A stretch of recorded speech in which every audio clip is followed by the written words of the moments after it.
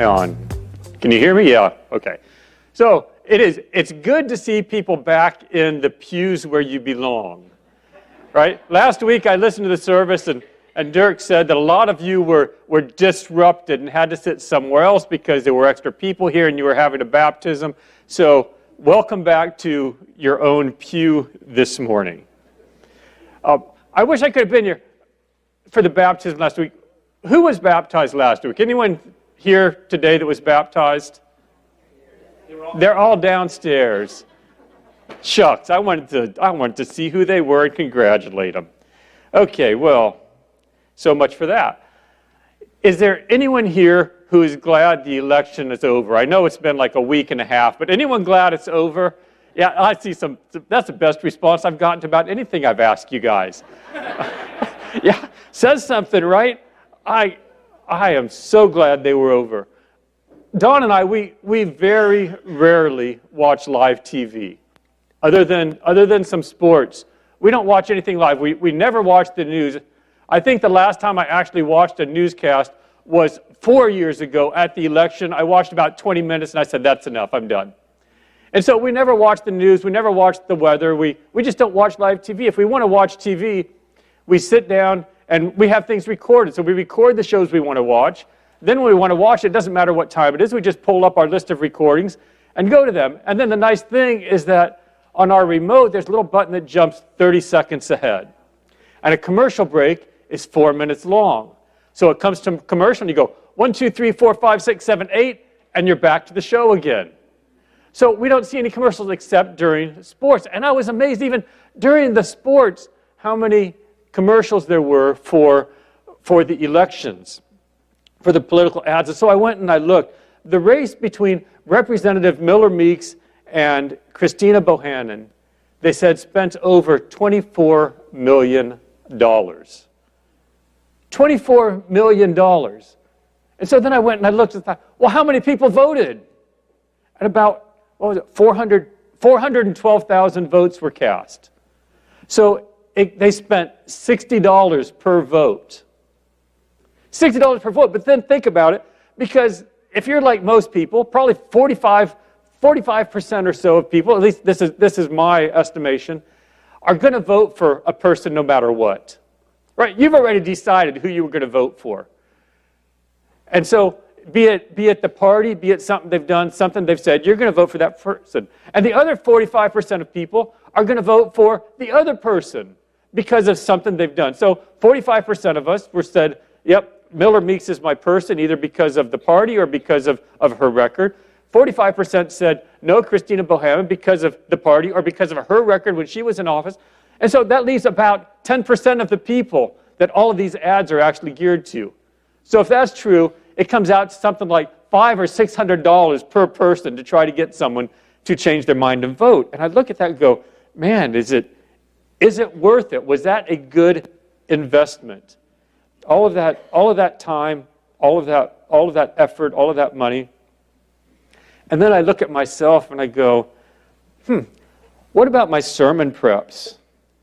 I had someone tell me when I was in seminary, someone told me, they said, it's going to take you an hour of preparation for every minute of your sermon. And I said, huh? And they said, just plan on that. Plan on spending an hour of preparation, of study, of preparation, of prayer, of getting ready for every minute of your sermon. And so they said, if you're going to preach a 30-minute sermon, you better plan on 30 hours of preparation. And I'm like, I've already got a full-time job. I already work 40, 50, 60 hours a week, and I have other commitments, and so how am I going to get that much time?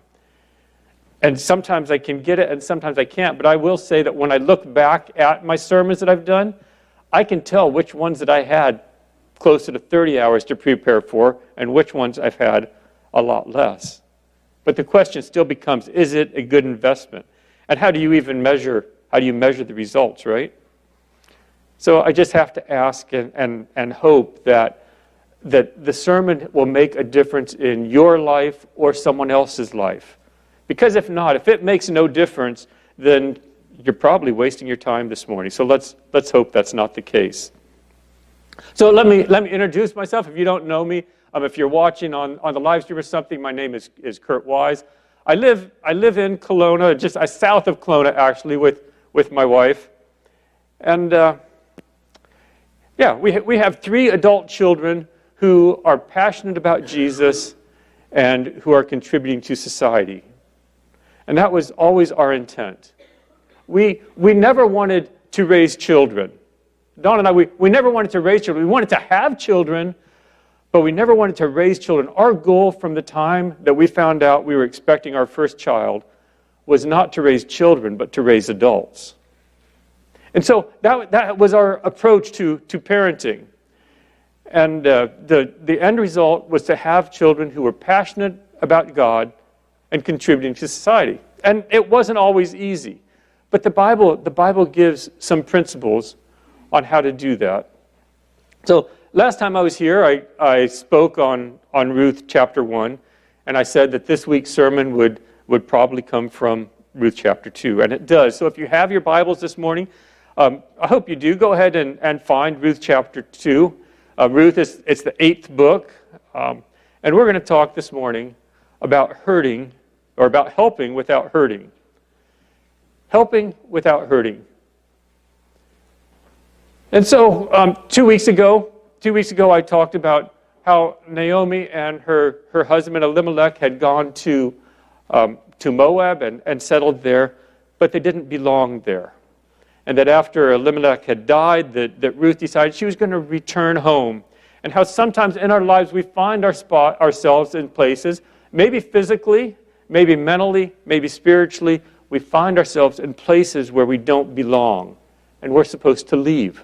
Leave them behind, that our view of those things should just be in our rear view mirror as we're going away. And so Naomi, her husband had died while she was in Moab. Her 2 sons had also died, and so she returns to Israel with her daughter-in-law, Ruth. Ruth, like I said, her husband had died as well, so Ruth is returning not only as a widow, but as a foreigner. And so this morning we're gonna pick up with chapter 2. We're actually going to read through the entire chapter. It's more of a story, but then we're going to go back and look into it. So starting with verse 1 of Ruth chapter 2, it says, "Now Naomi had a relative on her husband's side, a man of standing from the clan of Elimelech, whose name was Boaz. And Ruth the Moabite said to Naomi, 'Let me go to the fields and pick up the leftover grain behind anyone in whose eyes I find favor.' Naomi said to her, 'Go ahead, my daughter.' So she went and entered a field and began to glean behind the harvesters. As it turned out, she was working in the field belonging to Boaz, who was from the clan of Elimelech. Just as Ruth arrived from Bethlehem, just then Boaz arrived from Bethlehem and greeted the harvesters. 'The Lord be with you.' 'The Lord bless you,' they answered. Boaz asked the overseer of his harvesters, 'Who does this young woman belong to?' The overseer replied, 'She is the Moabite who came back from Moab with Naomi.' She said, 'Please, let me glean and gather among the sheaves behind the harvesters.' She came into the field and has remained here from morning till now, except for a short rest in the shelter." So Boaz said to Ruth, "My daughter, listen to me. Don't go and glean in another field, and don't go away from here. Stay here with the women who work for me. Watch the fields where the men are harvesting, and follow along after the women. I've told the men not to lay a hand on you. And whenever you are thirsty, go, get a drink from the water jars the men have filled." At this point, she bowed down with her face to the ground, and she asked him, "Why have I found such favor in your eyes that you notice me, a foreigner?" Boaz replied, "I've been told about all that you've done for your mother-in-law since the death of your husband, how you left your father and your mother and your homeland, and you came to live with a people you didn't know. May the Lord repay you for what you have done. May you be richly rewarded by the Lord, the God of Israel, under whose wings you have come to take refuge." "May I continue to find favor in your eyes, my Lord," she said. You have put me at ease by speaking kindly to your servant, though I do not have the standing of one of your servants. At mealtime, Boaz said to her, come over here, have some bread, and dip it in the wine vinegar. When she had sat down with the harvesters, he offered her some roasted grain. She ate all she wanted and had some left over. As she got up to glean, Boaz gave orders to his men. Let her gather among the sheaves and don't reprimand her. Even pull some stalks out for her from the bundles and leave them for her to pick up, and don't rebuke her. So Ruth gleaned in the fields until evening. Then she threshed the barley she had gathered, and it mounted to about an ephah. She carried it back to town with her mother, and when her mother-in-law saw how much she had gathered, Ruth also brought out some of what she had left over after she had eaten enough. Her mother-in-law asked her, where did you glean today? Where did you work? Blessed is the man who took notice of you. Then Ruth told her mother-in-law about the one at whose place she had been working. The name of the man I worked with today is Boaz, she said. The Lord bless him, Naomi said to her daughter-in-law. He has not stopped showing his kindness to the living and the dead. She added, the man is a close relative. He is one of our guardian redeemers. Then Ruth the Moabite said, he even said to me, stay with my workers until they've finished harvesting all my grain. Naomi said to Ruth, her daughter-in-law, it will be good for you, my daughter, to go with the women who work for him, because in someone else's field you might be harmed. So Ruth stayed close to the women of Boaz to glean until the barley and wheat harvest were finished, and she lived with her mother-in-law. So there we go, Ruth chapter 2. Now let's just go back and kind of look at this a little bit. It starts out, verse 2, Ruth and Naomi, they're hungry. They're hungry. They do not have anyone to provide for them.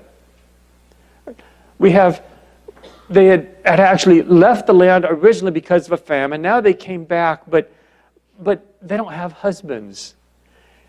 And so Naomi is older. It doesn't say. We get the impression that she is not able to go out and work. She's old enough to be a grandma, but she's there at the home. And so she is totally dependent on someone else to care for her. And Ruth is a younger widow, but she's a foreigner. She doesn't know the ways of the land. She doesn't know what to do. And so she's got to go out and do something. And so Ruth, whether it's out of respect of Naomi, whether it's because she was a foreigner and didn't know how this society was working, but she said, is it okay if I go out and glean? Right? Is it okay can I have permission to go out and try to find us something to eat? And so she goes out, this gathering of grain, right? See, God has a heart for those in need. God has always had a heart for those in need. And so when the Israelites came up out of Egypt, God gave them this whole, what looks like a whole slew of laws. Right? And some of those laws were civil laws that dealt with how they should operate as a nation. Because they weren't just a people, they were also a nation, but they had no history as a nation. And so God gave these laws, this bunch of people who had been slaves, who didn't know how to operate a society. He gave them laws. And one of those laws, it's in Leviticus 23 as well as several other places. It says, when you reap the harvest of your land, do not reap to the very edge of the field or gather the gleanings of your harvest. Leave them for the poor and for the foreigner residing among you. I am the Lord your God. So God's saying, look, he goes, look, I am God, and I care for everyone. I care for everyone. So when you harvest your fields, don't worry about getting every last bit, right? You can leave the edges. You can leave the corners. You can leave those for people who are in need, for the poor and the foreigner who have no other way of obtaining food. They can come in and gather from the edges. You say, when you reap, leave the gleanings or leave the things you drop as well. So during the harvest, the men would come out with a scythe, right? It's like this long blade. I would call it a long machete because of how I grew up. That was our favorite tool. but this long blade on a stick with a couple handles, and they would swing it and cut the grain, right? They take this blade and they would cut the grain. So the men would come through with the scythe, and they would be cutting the grain. Then the women would follow behind them, and they would be picking it up and bundling it. Picking it up, bundling it together, compressing it so that they could transport it to wherever they needed to have it together so it wasn't lying on the ground to go bad. And then, after them, then others could come. Right? So you remember some of you remember the old corn pickers before combines, when it picked the whole ear of corn, and the corn would go up that little that belt, and it would get thrown into a wagon behind the corn picker, right? But sometimes that cob of corn, it would miss the wagon. Go off to the sides, it would shoot all the way over it, or would get caught and just fall straight to the ground. Those were the gleanings. They have value, but God is saying, just let those there. Let them for those who are coming, that they can walk and they can try to find those. Obviously, you didn't want to have a lot of those. You wanted everything to go into your own harvest, but that would have been the gleanings. And so there's people could come and they would follow. They would come into the field after the harvest was done. They would look for anything that had been missed, anything that had been dropped. And so Ruth asked Naomi if it's okay if she goes out and gathers some of these leftovers, if she goes out and scavenges, right? If she goes out and see if she can find something for them to eat. And she goes out and she finds a field, and it happens to belong to a man named Boaz, who is actually a relative of her deceased father-in-law, but she doesn't know that. She doesn't realize that at this time. And so she is out scavenging. It's what it amounts to. She's out looking for whatever might have dropped that she can get. And Boaz, the owner of this field, he shows up. He shows up to see how his harvest is going. What kind of crops are they bringing in? Look at the first thing that he says to his employees. The Lord be with you. Man, does anybody want a boss like that? Anyone want a boss that when he shows up, the first thing he says is, the Lord be with you? Man, we would love that, right? But turn around and look at how the employees responded. The employees responded, the Lord bless you. Right? I'm out here slaving away, that the Lord bless you. Anybody have employees and wish they were like that? I mean, if that's all you get out of the sermon today, that would be a win. If all you get out is to bless your employer or to bless your employees, that would be a win. I could stop right there, but you know me well enough that I'm not going to. Right? So Boaz, he looks out over this field, and he sees the harvesters. Right? He sees this group of men out there with their scythes, cutting the grain as they walk through the field. And then behind them, he sees his women employees. The women are coming in, they're gathering up this grain, they're picking it up and they're bundling it. They're making little piles of this grain. And then some distance away, he sees another woman that he doesn't recognize. Now, I don't know if she was the only one that's why she caught his attention, or if she was dressed differently as a foreigner. But for whatever reason, she caught Boaz's attention. And he asked his foreman about her. And the foreman, he says, well, she's that foreigner. She's that foreigner. She's not one of us. She's the foreigner. He actually mentions Moab twice in describing her. 2 times in one sentence, he mentions her foreignness. But he says, she came and she asked for permission. She asked for permission to scavenge, to pick up anything that we dropped. And so I granted that to her. And you know what? He goes, I've noticed her work ethic. She has been out here all day. She took a short break in the shade, but she has been working all day. She's persistent. And so Boaz calls her over. Boaz calls her over. And imagine what was going through her mind at this point, right? Imagine her fear.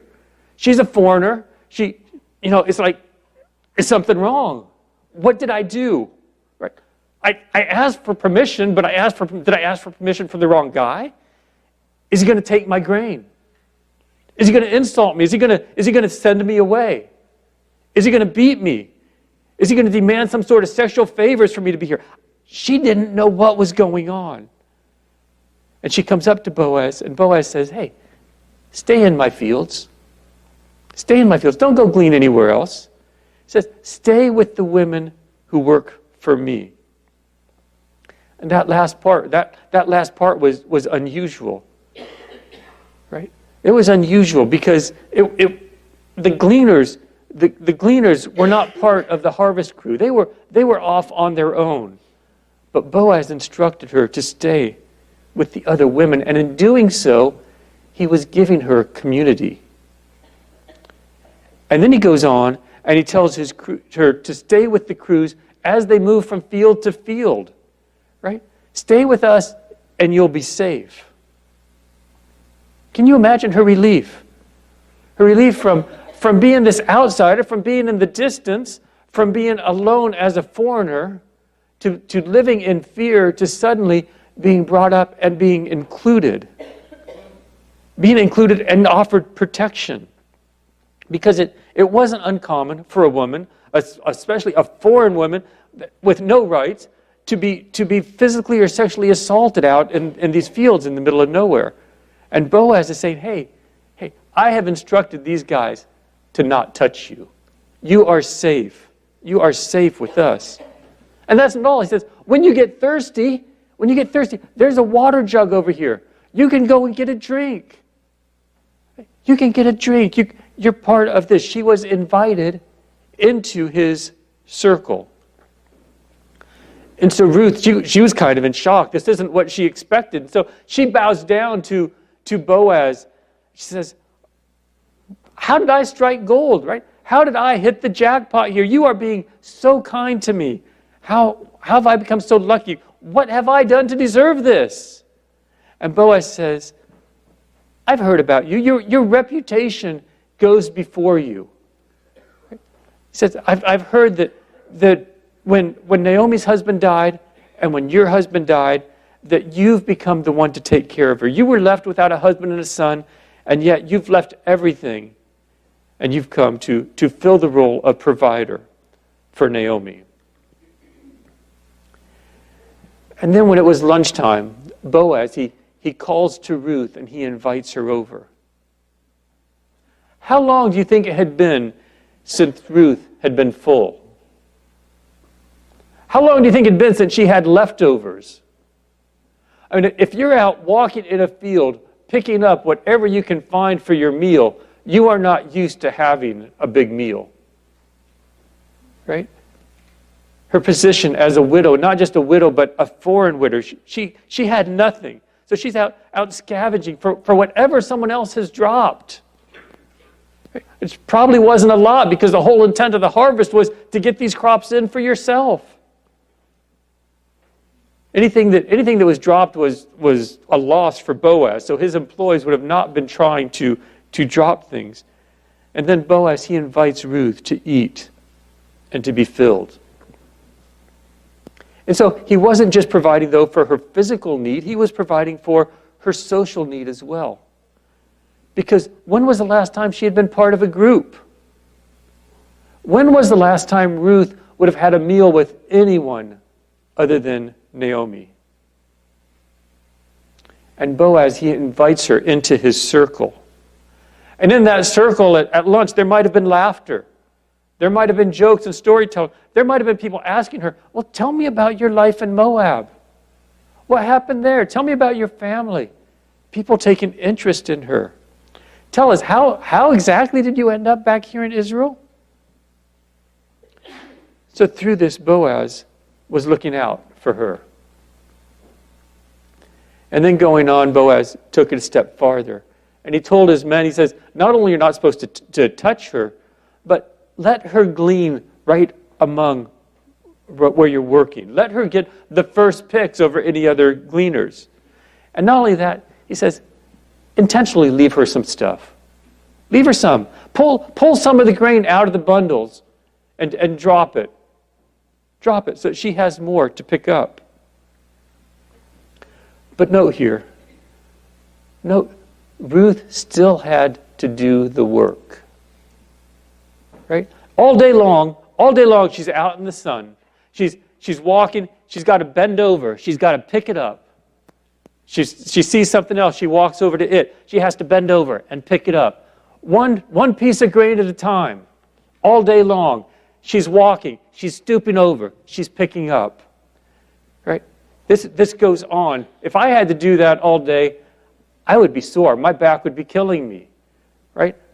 I would be tired. And I'm sure she probably was too. And so she'd done this all day long. Probably can't wait to get home, right? So she gets all her grain and she goes home. No, she doesn't. No, she doesn't. There's still work to be done. Because now she's got this pile of stalks of grain that she had, but they had to be thrashed.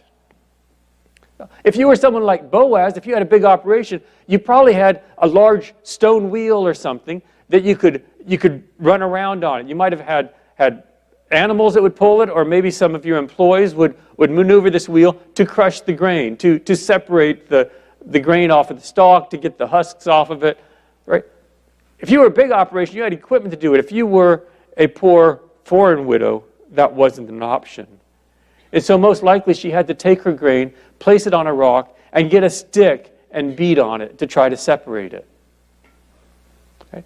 And so there she is, after she's been in the field all day long, she's working in the moonlight, trying to thrash this grain, trying to get the heads separated from the rest. And then once she had that done, then you would take it and you would take and pour it out.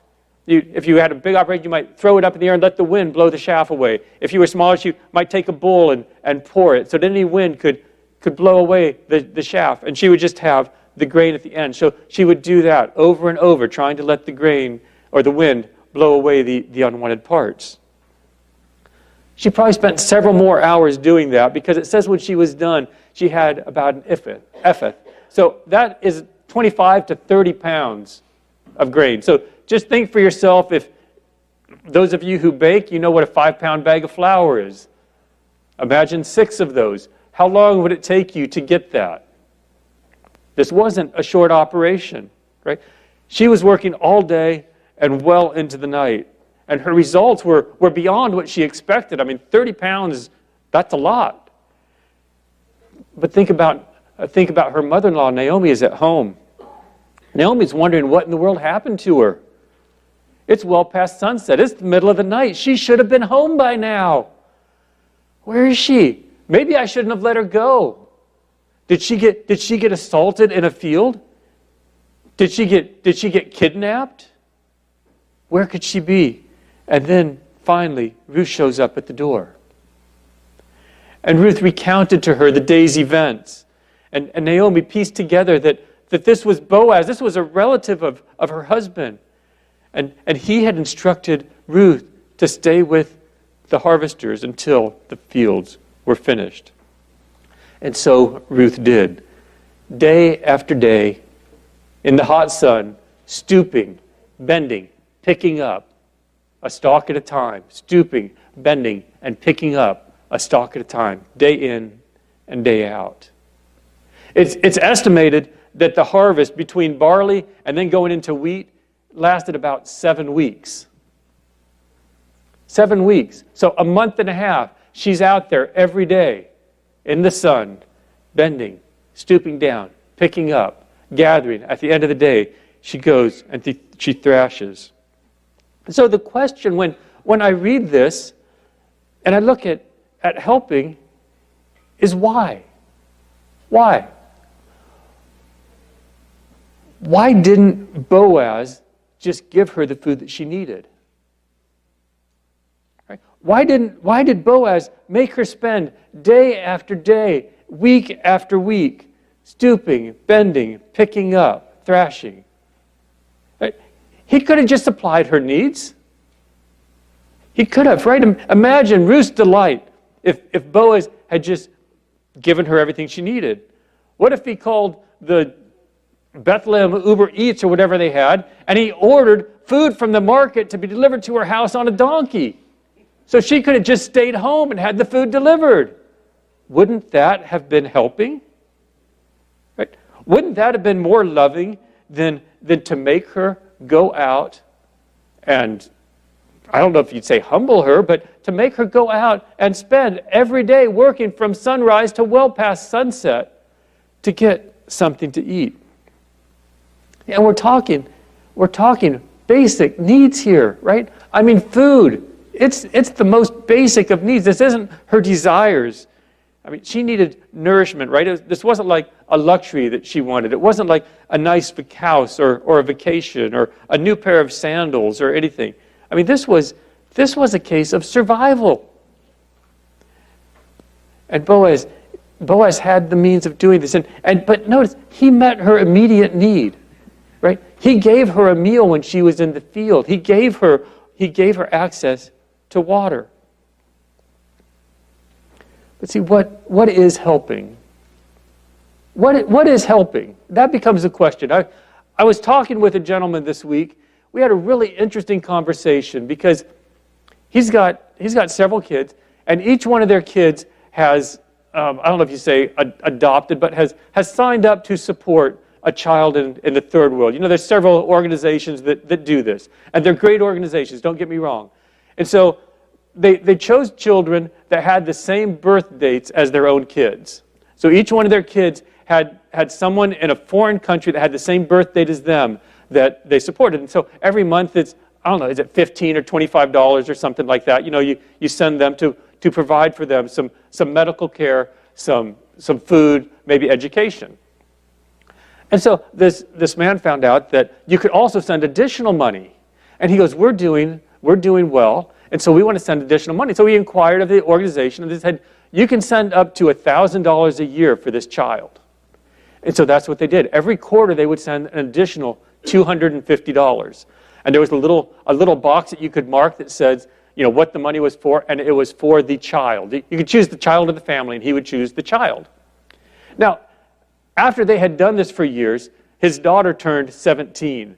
And for her birthday, his daughter really wanted to go to this third world country and meet this girl that they had been supporting that was the same age as her. And so they contacted the agency. They made the arrangements. They got to this third world country.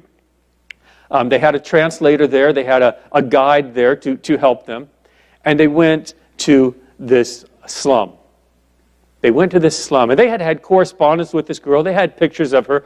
And so they went there to meet her. And they got there, and the family had a 2-room house. 2 very, very small rooms.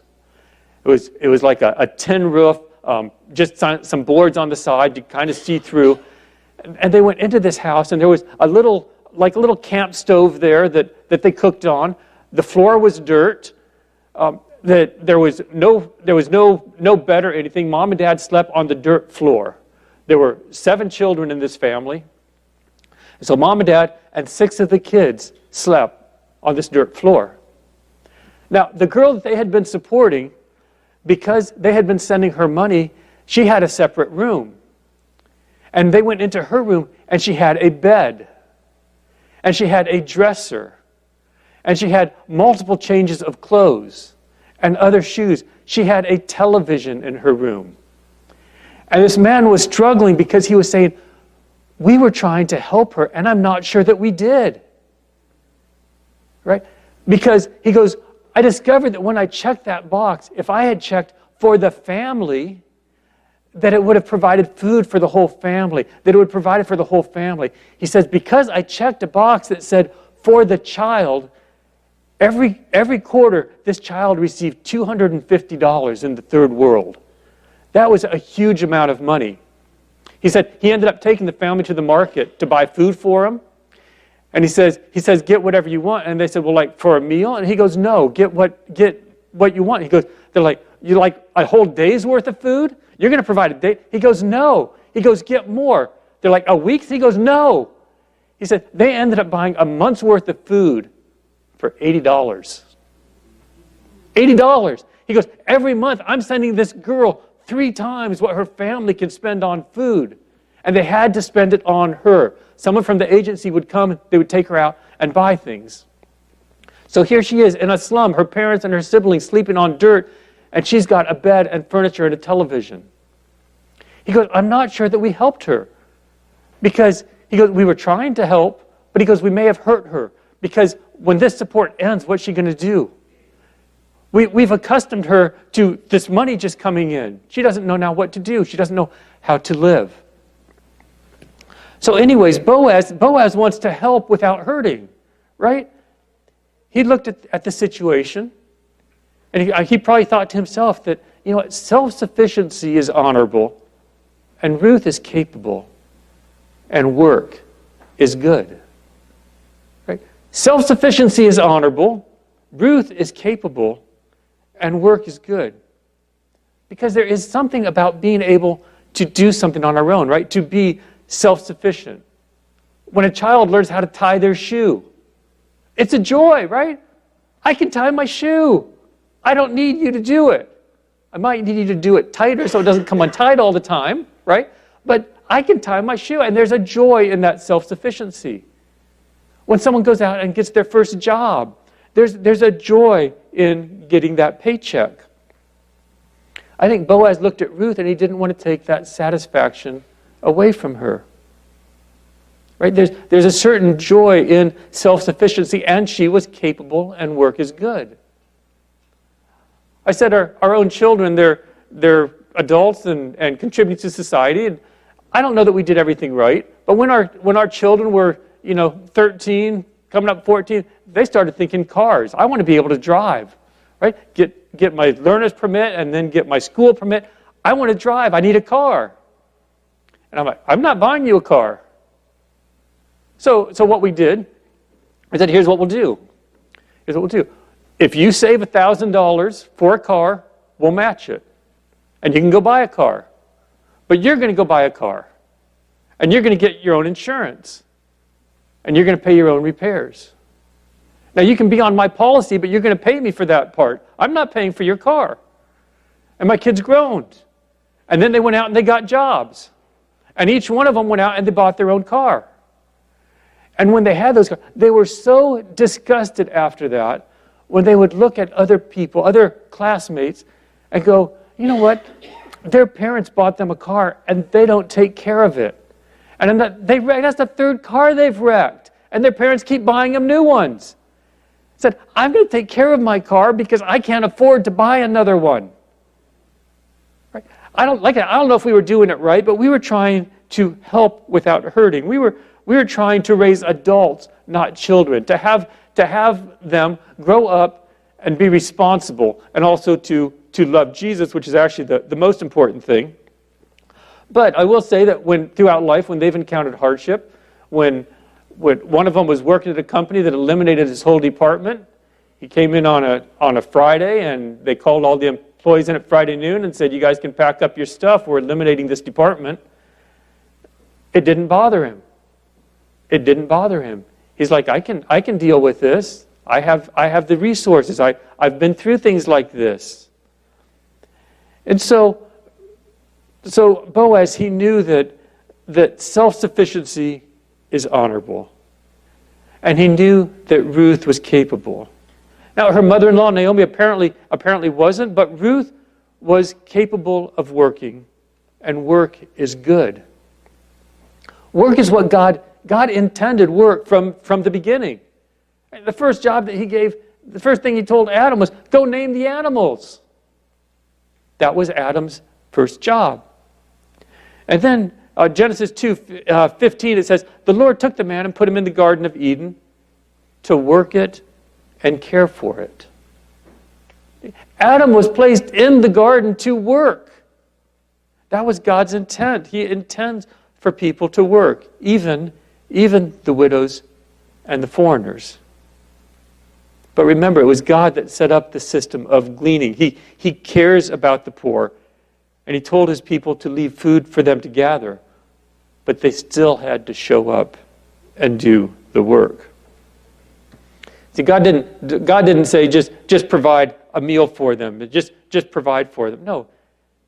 It's as if God wants us to offer the hand up to people, not a hand out. So Boaz gave Ruth what she couldn't get on her own, right? He gave her community. He provided her with community. Right?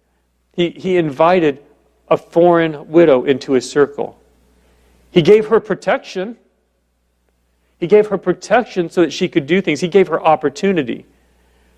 But she still had to do the work. I heard someone say recently, he said, giving to those in need what they could gain on their own initiative might be the kindest way to destroy them. He said, little affirms human dignity more than honest work, and one of the surest ways to destroy self-worth is to subsidize the idleness of able-bodied people. And Boaz didn't want to do that. Right? Boaz wanted to help without hurting. And he probably looked at this and said, you know what, the best thing I can give to her is the ability to provide for herself. And so this morning, as we conclude, I have a question for you, the challenge for you. And that is, if you're like Ruth, if you're out of place, if you're out of hope, if you're destitute and alone, then get to work. If you're able, then get to work, because self-sufficiency is honorable and work is what God intends for us. But if you are blessed, if you are here and you're blessed, then keep your eyes open for other people. Boaz saw Ruth. He saw and inquired about her. He discovered what she needed, and then he provided her with an immediate need. He provided her with water to drink. He provided her with a meal. He provided her with community. And he provided her with protection. In addition, he provided her with the opportunity to work. Right? He didn't just give her what she could do for herself. And so I would encourage you to search out people in need and look for ways to help them without hurting.